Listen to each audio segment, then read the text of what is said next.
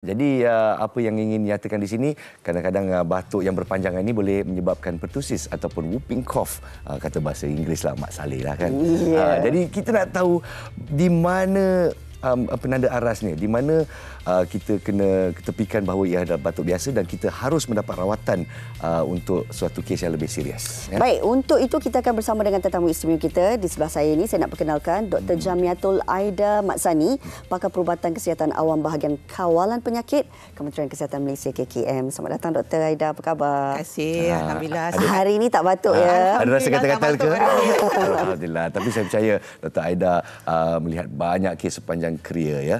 Jadi kat sini mungkin kita nak tanya, bila kita batuk kering, batuk, basah batuk macam saya katakan kita ni, bila masanya baru kita nak kata ini serius ni? Kenapa doktor? Ya, betul. Selalu kita batuk kan. Ada orang tiap-tiap hari dia batuk. Bangun dia pagi dia batuk. Lepas tu bila dah panas sikit, dah tengah hari dia dah okey. Okey. So macam mana kita nak tahu batuk tu batuk yang biasa-biasa, kan? Mungkin batuk disebabkan oleh hanya debu, kan? Habuk di keliling kita. Ataupun mungkin orang yang merokok, dia batuk, kan? Sebab dalam saluran pernafasan dia ada bengkak-bengkak, mungkin dia boleh batuk. Okey. Tapi batuk yang mula kita nak risau ni adalah batuk yang bersekali dengan gejala lain. Dia batuk dengan demam, batuk dengan sesema, batuk yang berlarutan.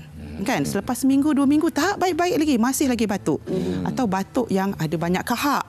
Okay, lepas tu bila dia batuk-batuk, kahak dia bertukar warna pula. Ada kala-kala. Ya, mungkin ataupun batuk tu keluar darah. Okey, atau mungkin batuk dia bersekali dengan gejala dia hilang berat badan. Kan, hilang berat badan, dia tak diet tak apa, tak adalah nak jaga makan, tapi hilang juga berat badan. Dia tak dapat nak explain kenapa hilang berat badan. So ini adalah antara tanda-tanda yang kita kena lihat. Satu lagi mungkin dia rasa mungkin ada benjolan-benjolan, ketulan-ketulan dekat bahagian leher. Ini semua adalah batuk-batuk yang bagi kita signal ini dah masanya untuk pergi dapatkan rawatan.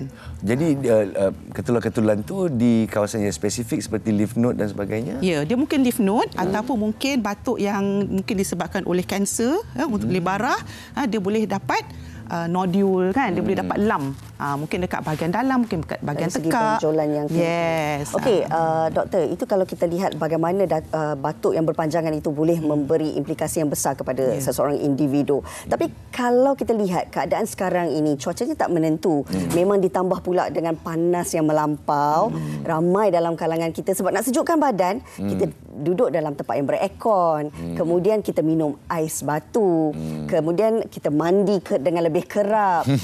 Cuba untuk elakkan diri daripada stroke haba, tapi kita dapat pula batuk. Dalam situasi ini, adakah batuk yang kita alami ini juga sebenarnya salah satu jenis yang bahaya? Okey, dia ada kemungkinan. Selalunya batuk bila untuk seharian dalam kehidupan kita seharian adalah batuk yang biasa-biasa sahaja. Tetapi sekiranya batuk tu dia berterusan kita mula demam, kan, mungkin cuaca panas kita boleh demam juga, tapi demam tu pun makin lama makin teruk, high grade fever. Itulah masanya untuk jangan fikirkan alah kita pergi farmasi je lah beli ubat. Okey, itu boleh membahayakan, sebab kita cuma reliefkan simptom saja, reliefkan gejala tu saja, tapi kita tak merawat punca kenapa kita batuk. Mungkin disebabkan oleh jangkitan. Bila disebabkan oleh jangkitan yang kita risau, dia perlukan rawatan.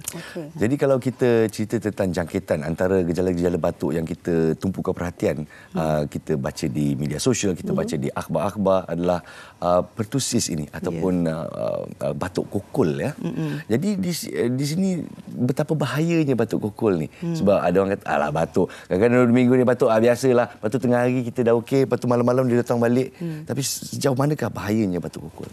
Okey, pertusis atau batuk kokol ni kita jarang dengar, kan? Dia sebenarnya sentiasa ada dengan kita daripada dulu sampai sekarang.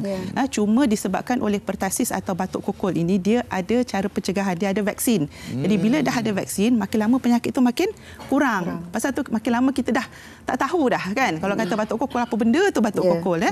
Jadi batuk kokol ni sebenarnya adalah satu penyakit berjangkit. Dia disebabkan oleh bakteria.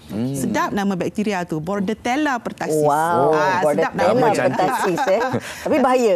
Walaupun nama dia sedap, tapi dia amat bahaya. Okey, dia boleh tersebar melalui udara. Bila seseorang yang dijangkiti itu dia batuk, dia bersin, titisan air. Ataupun dia dah batuk, dia pergi dekat, dia batuk dia tutup dengan tangan dia, lepas tu dia pegang orang.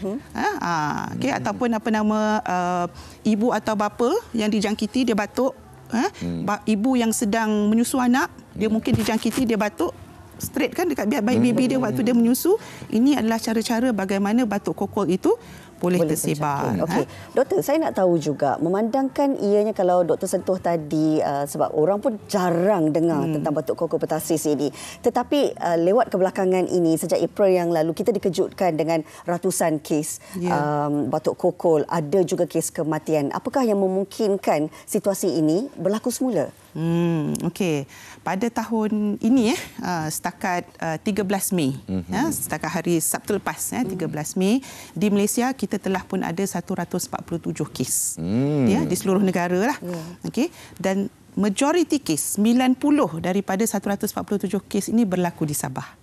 Okey, dan daripada segi umur majoriti kes-kes, lebih daripada 50% kes adalah di kalangan bayi yang berumur bawah 12 bulan. Walaupun dengan program imunisasi. Bayi. Dan di kalangan bayi ini pula, majoritinya adalah di kalangan bayi berumur bawah 5 bulan yang belum lagi dapat vaksin pertussis atau belum lengkap vaksin pertussis. Jadi vaksin pertussis ni dia ada satu suntikan, 2 booster. Kita bagi 3 suntikan primer, 3 suntikan primer pada umur 2 bulan, 3 bulan, 5 bulan dan 1 dos penggalak pada umur 18 bulan. Ini vaksin ni kita beri dalam bentuk vaksin kombinasi 6 serangkai, 6 dalam 1. Dapat 1 suntikan, dia melindungi terhadap 6 penyakit sekaligus. Jadi kalau kita bagi 2 bulan, 3 bulan, 5 bulan. Okey, bila dia sampai umur 5 bulan, dia dapat suntikan yang ketiga, barulah badan dia dapat membina antibodi yang cukup untuk melindungi dia terhadap jangkitan. Kalau dia dapat jangkitan pertussis pun, dia dapat jangkitan yang ringan sahaja. Jadi bolehkah kita ringkaskan penyakit batuk kokol ni lebih berbahaya buat kanak-kanak, terutamanya di bawah 5 tahun berbanding dewasa? Ya, betul. Betul. Dan di sini dewasalah yang akan menjadi penyebarnya. Ya, betul. Itu yang bahaya di sini. Betul. Sebab orang dewasa, dia punya gejala dia demam, batuk biasa. Cuma batuk dia berpanjangan. Mungkin 2 minggu, boleh yang sampai 2 bulan. Batuk kokol ni juga dikenali sebagai batuk 100 hari. 100 hari? Sebab dia boleh batuk yang berpanjangan. Ya. Tetapi mungkin orang yang dijangkiti itu gejala dia tak teruk. Tetapi bila dia menjangkiti pula babies, menjangkiti kanak-kanak, mungkin pula ada kanak-kanak yang tidak mendapat vaksin. Inilah yang golongan yang paling berisiko. Okey, bila doktor sentuh tentang gejala, bagaimana untuk kita bezakan apa yang kita hadapi sekarang ni, batuk biasa ataupun batuk kokol? Sebab kadang-kadang kita pun, sebab ambil mudah, kita tak tahu nak bezakan, doktor. Untuk kita batuk adalah batuk. Kalau dia yang paling ketara gejala pertussis ni adalah di kalangan bayi. Okey, bayi kalau dia batuk kokol ni, dia boleh demam, lepas tu dia batuk dia macam berterusan dia. Lepas tu bila perpanjangan batuk dia, lepas tu dia dah jadi tak cukup nafas. Penat, mengah. Dia tak cukup nafas, kemudian dia nak tarik nafas dia. Bunyi macam tu. Pasal itulah dalam bahasa Inggeris nama dia whooping cough. Whoop tu, bila nak tarik balik nafas tu. Dia ada bunyi. Bunyi macam tu.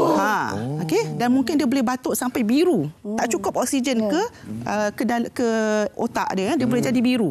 Dia boleh jadi biru dan ada kemungkinan lepas dia dah batuk berpanjangan macam tu, dia boleh muntah. Sebab pressure pressure daripada dalam perut, batuk. Kita kalau batuk teruk pun kita rasakan dekat perut kita. Itu untuk babies. Untuk dewasa selalunya gejala dia lebih ringan. Dia mungkin batuk, tapi batuk dia berpanjangan melebihi 2 minggu. Ini adalah tanda-tanda. Kalau yang sampai bertahun tu, doktor, sebab ada juga kes apabila mereka mungkin menghadapi ataupun kena COVID-19. Lepas daripada itu mereka mengalami situasi batuk yang berpanjangan sampai hari ini pun masih lagi berlarutan. Itu bagaimana? Ya, itu ada kemungkinan juga sebab batuk ni dia ada pelbagai penyakit yang boleh menyebabkan batuk. COVID-19 boleh menyebabkan batuk, influenza boleh menyebabkan batuk, TB Tuberkulosis boleh juga menyebabkan batuk yang berpanjangan. Jadi cuma mesejnya di sini adalah sekiranya batuk kita berpanjangan, tak cukup untuk kita hanya ambil ubat batuk. Pergi farmasi ambil ubat batuk, tak cukup. Kita perlu dapatkan pemeriksaan kesihatan.